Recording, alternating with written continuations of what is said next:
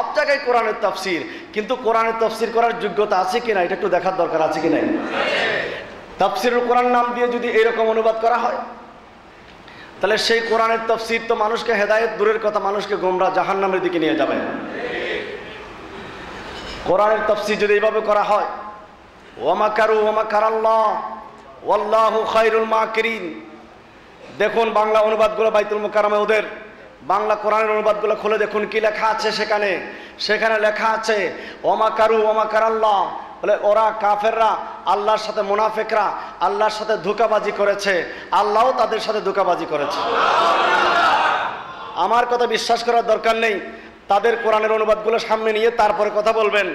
সেখানে বলা আছে যে তারা মুনাফিকরা আল্লাহর সাথে ধোঁকাবাজি করেছে, ওয়া মাকারাল্লাহ, আল্লাহও নাকি তাদের সাথে ধোঁকাবাজি করছে। তাহলে আল্লাহকে ধোঁকাবাজ বানিয়ে ফেললো না? আল্লাহর শানে ধোঁকাবাজ শব্দ ব্যবহার করা যাবে? সতর্ক, স্পর্শকাতর। এই ভুলটা ধরে দিয়েছেন আর কেউ না, আলা হযরত ধরে দিয়েছে। আলা হযরত আমাদের ইমাম, বলেন না আলা হযরত আমাদের কি কত শতাব্দীর মুজাদ্দিদ? চতুর্দশ শতাব্দীর মুজাদ্দিদ। সবসে আওলা ও আলা हमारा नबी, सबसे बाला वो वाला हमारा नबी, सबसे आला वो आला हमारा नबी, सबसे आला वो आला हमारा नबी। अपने मौला का प्यारा हमारा नबी, अपने मौला का प्यारा हमारा नबी, अपने मौला का प्यारा हमारा नबी, दोनों आलम का दुल्हा हमारा नबी, दोनों आलम का दूल्हा हमारा नबी, सबसे आला ओ आला हमारा नबी, सबसे बाला ओ वाला हमारा नबी। जोर बोलें सुभानअल्लाह। এই সবসে আলা ও আলা যিনি লিখেছেন তিনি আলা হযরত। মুস্তাফা জানে রহমত পেলাকু সালাম যিনি লিখেছেন তিনি আলা হযরত। বলুন না সুবহানাল্লাহ। যিনি বলেছেন ইয়া রাসূলুল্লাহ আপনার কি প্রশংসা আমি করব, আল্লাহ পাক আমাকে যে জীবন দিয়েছেন আমার এই পুরো জীবনটা আপনার কদমের মধ্যে কোরবান করে দিলাম। শুধু তাই না, এই দুনিয়া না, আল্লাহ পাক পরকালে যে জীবনটা আমাকে দেবেন জান্নাতের মধ্যে, আমি সেই জীবনটাও আপনার কদমে দিয়ে দিলাম। জোরে বলেন সুবহানাল্লাহ। করো তেরে নাম পে যা পেদা, না বস কি যা দো জাহাं পেদা, नहीं दो जहां से भी जी भरा, करो क्या करोड़ों जहां नहीं, वो कमाल हुस्न हुजूर है। या রাসূলুল্লাহ এই জীবন আপনার কদমের মধ্যে কোরবান, পরকালের জীবন আপনার কদমের মধ্যে কোরবান, কিন্তু কি করব, দুইটা জীবন দিয়ে তো আমি শান্তি পাচ্ছি না, আপনার শানে যথাযথ হবে না। আমি আহমদ রেজার জীবনের কি মূল্য, যেখানে আপনার কদমের মধ্যে আবু বকর সিদ্দিকের জীবন কোরবান, ওমর ফারুক আজমের জীবন কোরবান, ওসমান গনি জিন্নুরাইনের জীবন কোরবান, মাওলা আলী শের খুদার মতো জীবন কোরবান, সেখানে আহমদ রেজার কি মূল্য আছে। কিন্তু কি করব, আমার যদি লক্ষ কোটি জীবন থাকতো, আমার লক্ষ কোটি জীবনটা আপনার কদমের মধ্যে কোরবান করে দিতাম। জোরে বলেন সুবহানাল্লাহ। এই হলো আশিক রাসূলের নমুনা। আলা হযরত বললেন না যে ওয়া মাকারু ওয়া মাকারাল্লাহ ওয়াল্লাহু খায়রুল মাকিরিন। ওরা যে অনুবাদ করেছেন তারা আল্লাহর সাথে ধোঁকাবাজি করে, আল্লাহ তাদের সাথে ধোঁকাবাজি করে, এইরকম অনুবাদ করলে ঈমান চলে যাবে। এখন শুদ্ধ অনুবাদ কি হবে, শুদ্ধ তাফসীর কি হবে, সেটা আলা হযরত আবার দেখিয়ে দিয়েছেন। এই জন্য কোরআনের অনুবাদ পড়বেন কানজুল ঈমান। মনে থাকবে কি? কানজুল ঈমান। কোরআনের বাংলা অনুবাদ মানুষকে উপহার দেবেন, বিয়ে শাদীর মধ্যে টাকা পয়সা না দিয়ে এগুলো দেবেন, স্বর্ণ না দিয়ে, শাড়ি না দিয়ে এই এক সেট কোরআন শরীফের উপহার দেবেন, সবচাইতে বড় গিফট হবে। জোরে বলেন সুবহানাল্লাহ। সবচাইতে সুন্দর উপহার হবে। স্বামী স্ত্রী তারা পড়বে, সেখান থেকে ইমানের রস পাবে, ইমানের দৌলত পাবে, ইমানের নূর পাবে তারা। জোরে বলেন সুবহানাল্লাহ। কানজুল ইমান, আলা হযরতের তাফসীর, এগুলো দেখে দেখে তাদের ইমান তাজা হবে। তিনি অনুবাদ কি করলেন বলুন এবার? যদি প্রশ্ন করেন তাহলে সঠিক অনুবাদ কি হবে? সঠিক অনুবাদ হবে যে মুনাফিকরা তাদের ধারণায় আল্লাহর সাথে তারা ধোঁকাবাজি করে। দেখেন একটা শব্দ লাগিয়ে দিয়েছেন, তাদের ধারণায়। কারণ পৃথিবীর কারো শক্তি নেই আল্লাহর সাথে ধোঁকাবাজি করার। ওরা মনে করছে হয়তো আমরা আল্লাহকে একটু ধোঁকা দিয়ে দিলাম। ওয়াইজা লাকুল্লাযীনা আমানু, যখন তারা ইমানদারদের সাথে আসে তখন বলে আমরা ঈমান এনেছি। ওয়াইদা খালাউ ইলা শায়াতিনহিম ক্বালু ইন্না মাআকুম, আর যখন তারা কাফেরদের সাথে যায় তখন বলে আমরা তো মুসলমানদের সাথে না, আমরা তো তোমাদের সাথে। ইন্নামা নাহানু মুস্তাহজিউন, আমরা তো তাদের সাথে একটু ঠাট্টা করলাম। তারা বোঝাতে চাচ্ছে তারা আল্লাহকে একটা ধোঁকা দিয়ে দিল। তো এই জন্য আলা হযরত বলেন তাদের ধারণায় তারা আল্লাহর সাথে ধোঁকাবাজি করলো, আর আল্লাহ তার সমুচিত জবাব দেবেন। কি সুন্দরভাবে সতর্কতার সাথে আল্লাহ শানটা তুলে ধরলেন। আল্লাহ সমুচিত জবাব দেবেন, আল্লাহ সমুচিত শাস্তি তাদেরকে দেবেন। কারণ মুনাফিকদের কি শাস্তি আছে না নাই? ইন্নাল মুনাফিকিনা ফিদ দারকিল আসফালি মিনান নার। তাহলে কোরআন শরীফে শুধু তাফসীর নাম দিয়ে মাহফিল করলে হবে না। কোরআনের তাফসীর আগে শিখতে হবে। আগে শিখো, আগে লেখাপড়া করো, তারপরে তাফসীর করো। এখন লেখা নাই, পড়া নাই, তাফসীরুল কোরআন মাহফিল। কথা ঠিক কিনা? মানুষদেরকে ধোঁকা দেওয়া। ওয়াজাদাকা দাল্লান ফাহাদা, দেখুন কোরআন শরীফ, বাংলা কোরআন শরীফ আমাদের বাংলাদেশের, সেখানে লেখা আছে যে হে রাসূল, আল্লাহ আপনাকে বিভ্রান্ত পেয়েছিলেন, আল্লাহ আপনাকে গোমরা পেয়েছিলেন, অতঃপর হেদায়েত করেছেন। বলুন, বুকে হাত দিয়ে বলুন, যারা লিখেছে তাদেরকে যদি জিজ্ঞেস করা হয় যে একটা দিনের কথা বলো যেই দিন আমার রাসূল গোমরা ছিলেন, একটা ঘন্টা, একটা মুহূর্ত প্রমাণ করতে পারবে আমার রাসূল কোনো সময় কোনো মুহূর্ত, একটা মুহূর্ত গোমরা ছিলেন? দুনিয়াতে এসেছেন নবী হয়ে, আর কোন নবী কি গোমরা হতে পারে নাকি? গোমরা দূরের কথা, আমার নবীতে একটা গুনাহও ছিল না। শুধু আমার নবী কেন, আগের সমস্ত নবীরা মাসুম, বেগুনাহ, কোন নবী গুনাহ করে নাই। জোরে বলুন সুবহানাল্লাহ।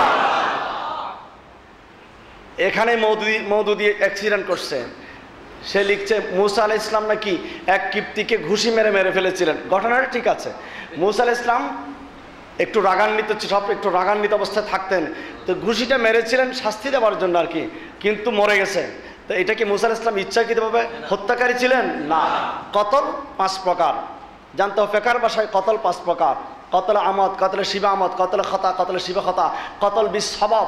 তো মুসা আলাইহিস সালাম যেমন অনেক ওস্তাদ স্কুলের মধ্যে, এখন তো বেত নিষেধ, এক সময় বেত মারা হতো, এখনো ফাঁকে ফাঁকে মারে, একেবারে না মারলে হয় না। আইনটা আমার কাছে পছন্দ, মোটামুটি বেশি পছন্দ হয় নাই। কারণ ছেলেদেরকে মানুষ করা আমাদের কত কষ্ট আমরা জানি। এখন বেত বন্ধ হয়েছে, ছেলেদেরকে মানুষ করা আমাদের মাথার ঘাম পাতাল ফেলতে হয়। ক্লাসে ঠিক মতো আসে না, আসলে পড়া শিখে আসে না, কারণ এখন তার বেত নাই, ওস্তাদকে ভয় করে না। আর আমাদের ওস্তাদরা, আপনারা যারা মুরব্বী আছেন তাদের পিঠের মধ্যে দাগ মনে হয় এখনো আছে, আর আমাদের পিঠেও দাগ আছে ওস্তাদের মাই খেতে খেতে। দরবুল লিসসিবিয়ান কাল মায়ে ফিল বুস্তান, যে ওস্তাদের মায়ের মানে হচ্ছে বাগানের মধ্যে পানি দেওয়া। যেই বাগানে পানি দেওয়া হবে না সেই বাগানের গাছ উঠবে কিন্তু ভালোভাবে উঠবে না। তো দরবুল লিসসিবিয়ান, এই ছাত্রদেরকে একটু একটু মার দিতে হয়। তো এখন তো মাইটটা বন্ধ হয়ে গেছে, এখন বেত নাই, এই জন্য লেখাপড়ার মানও কমে গেছে। জানি না কতটা সরকারের বিরুদ্ধে যাচ্ছে কিনা, কিন্তু আমার মনে হচ্ছে এই মায়ের একটু একটু রাখা দরকার, ছোট একটা বেত রাখা দরকার ছিল। বড়টা না রেখে অন্তত একটা ছোট কি রাখা, একটা বেত থাকলে ছেলেরা ভয় পায়, কিন্তু ঠিক মতো ক্লাসে আসে। যেগুলো বড় হয়ে গেছে, ইন্টারমিডিয়েট আলিম, এদেরকে আর বেত দিতে হয় না, এরা মোটামুটি বিবেকবান। কিন্তু অষ্টম শ্রেণী, সপ্তম, দশম এগুলোকে মানুষ করতে করে একটা বেত লাগবে। যাই হোক, এটা অপ্রাসঙ্গিক আরেকটা কথা বললাম। আসুন এবার পুলিশের হাতে বেত থাকে আমাদেরকে শাস্তি করার জন্য। আসুন কোরআন শরীফের আগে তাফসীর শিখেন। আগে তাফসীর না শিখে তাফসীর করা শুরু করলে সমস্যা। তো মওদুদি কি বলে যে মুসা আলাইহিস সালাম ঘুষি মেরে একটা মানুষ মেরে ফেলেছিলেন, এটা কবিরা গুনাহ করেছিলেন মুসা আলাইহিস সালাম। আর জোরে বলেন নাউজুবিল্লাহ। এখন কোন নবী কবিরা গুনাহ লিপ্ত হয়েছিলেন এরকম বললে ঈমান থাকবে? অন্য কোন নবী, সব নবীরা মাসুম, বেগুনাহ, আর আমার নবীর ব্যাপারে তো কল্পনাই করা যাবে না। অথচ কোরআন শরীফ লিখে ফেলেছে, মুফাসসির অনুবাদ লিখে ফেলেছে যে আল্লাহ আপনাকে গোমরা পেয়েছিলেন, বিভ্রান্ত পেয়েছিলেন, অতঃপর হেদায়েত করেছেন। তাহলে প্রমাণ করতে হবে আমার নবী কোন সময় বিভ্রান্ত ছিলেন, কোন সময় গোমরা ছিলেন।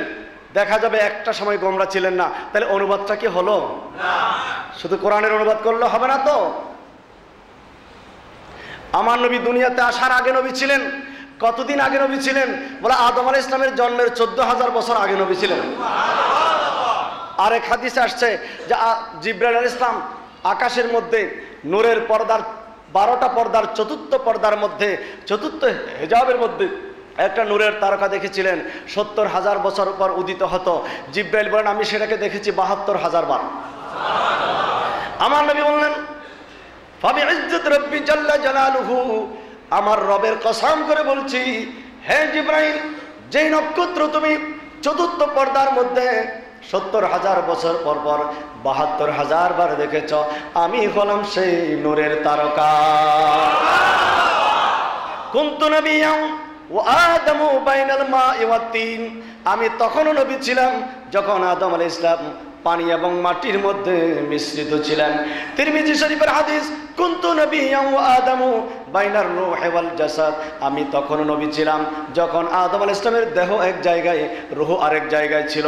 জোরে সোরে বলুন সুবহানাল্লাহ।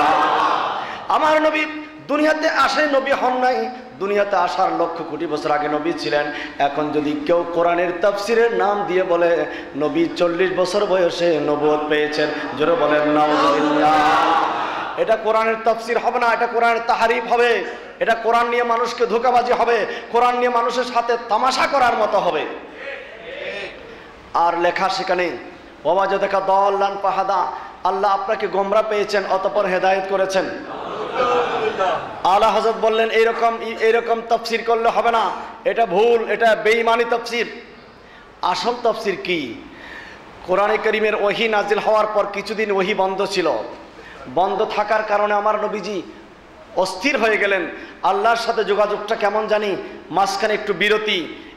বন্ধু যখন বন্ধুর সাথে গভীর হয়ে যায়, মাঝে মধ্যে বন্ধুর সাথে একটু কথাবার্তার মধ্যে বেমিল হয় না, ঝগড়া লাগে, তখন ছোটবেলায় এই কানি আঙ্গুলে দিয়ে আড়ে দিত, আড়ি বলে তোমার সাথে আড়ে দিলাম, কথা বলবো না 3 দিন।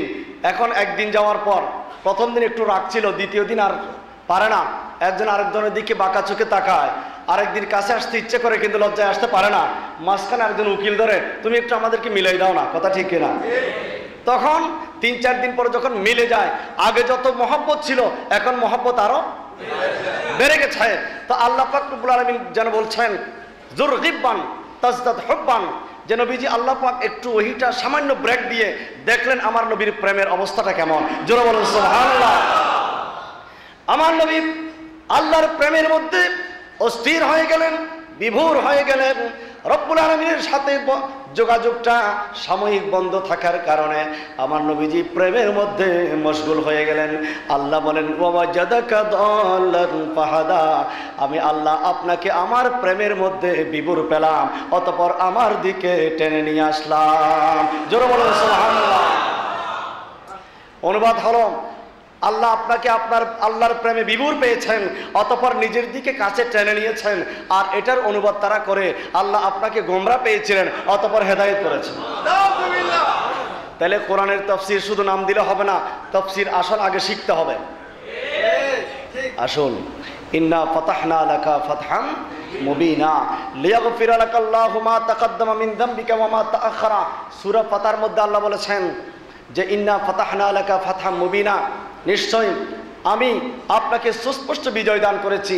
লিয়াগফিরা, যেন আল্লাহ, লাকা আপনার জন্য। এটার অনুবাদটা করতে গিয়ে অনেকে বিভ্রান্ত হয়ে গেল। কি লিয়াগফিরা লাকাল্লাহু মা তাকাদ্দামা মিন যামবিকা ওয়া মা তাআখারা, রাসূল আল্লাহ আপনার অতীতের গুনাহ মাফ করে দেবেন এবং পরের গুনাহও মাফ করে দেবেন। শব্দটা কত সহজ দেখছেন, যে আল্লাহ আপনার অতীতের গুনাহ মাফ করে দেবেন, পরের গুনাহ মাফ করে দেবেন। তাহলে তো রসুলকে কত বড় গুনাহগার বানাই ফেললেন। দেখেন, রসুলের আগেও অনেক গুনাহ ছিল, পরেও অনেক গুনাহ হবে। জোরে বলেন নাউযুবিল্লাহ। এরকম অনুবাদ করলে হবে নবীর কি আগের কিছু গুনাহ ছিল নাকি? আবার পরে গুনাহ করার কোনো আশঙ্কা আছে? দেখেন না, আমার কথা বিশ্বাস করার দরকার নেই। ওই কোরআন শরীফগুলো নিয়ে সূরা পাতাটা খুলে দেখবেন, সেখানে লেখা আছে যে আল্লাহ আপনার অতীতের গুনাহ মাফ করবেন, ভবিষ্যতের গুনাহ মাফ করবেন। আরে দেখো, একটা প্রমাণ দাও তো আমার নবী একটা গুনাহ করেছেন।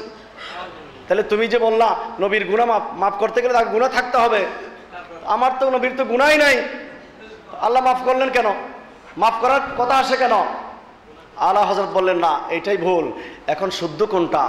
আলা হযরত শুদ্ধটা বলে দিয়েছেন যে এখানে অর্থ হবে এরকম, হে রাসূল, আপনার ওসিলাই, আপনার কারণে, আপনার সওয়াবে, আপনার ওসিলাই আপনার পূর্ববর্তীদের গুনাহ এবং আপনার পরবর্তী উম্মতের গুনাহ আল্লাহ মাফ করবেন। জোরে বলুন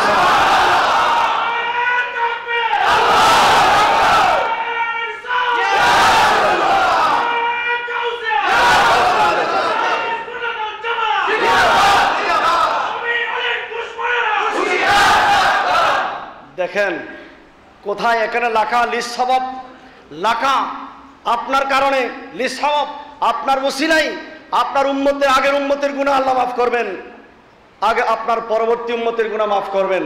কথা ঠিক না? আমার নবীজি মেরাজে গিয়ে লা মাকানের মধ্যে আল্লাহর সাথে যখন কথা বলে, সেখানেও তো আমাদের কথা বলেছেন, বলেননি? দুনিয়াতে এসে সিজদায় পড়ে আমাদের কথা বলেননি? কার কাছে বলেছেন? আল্লাহর কাছে।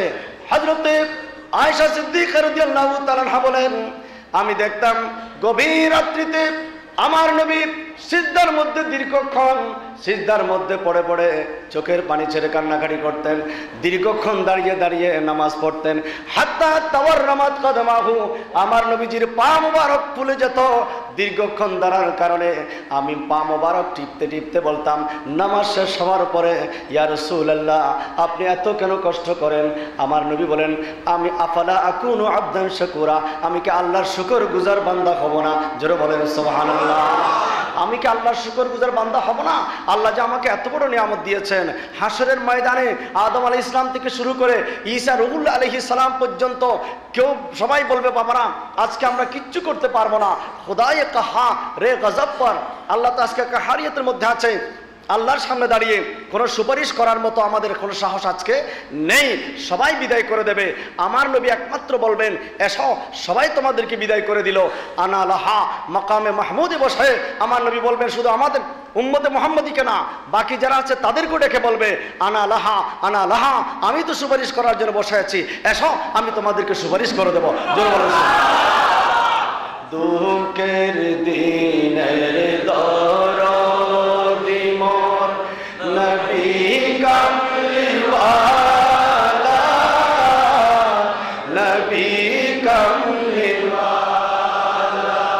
তুমি আসবে জানি আধার রাতে, জ্বলবে চেহারা লালা, নবী কামলিওয়ালা, দুঃখের দিনের দরদি মোর নবী কামলিওয়ালা, নবী কামলিওয়ালা। আল্লাহ পাক রব্বুল আলামিন সেই নবীজির সত্যিকার সম্মান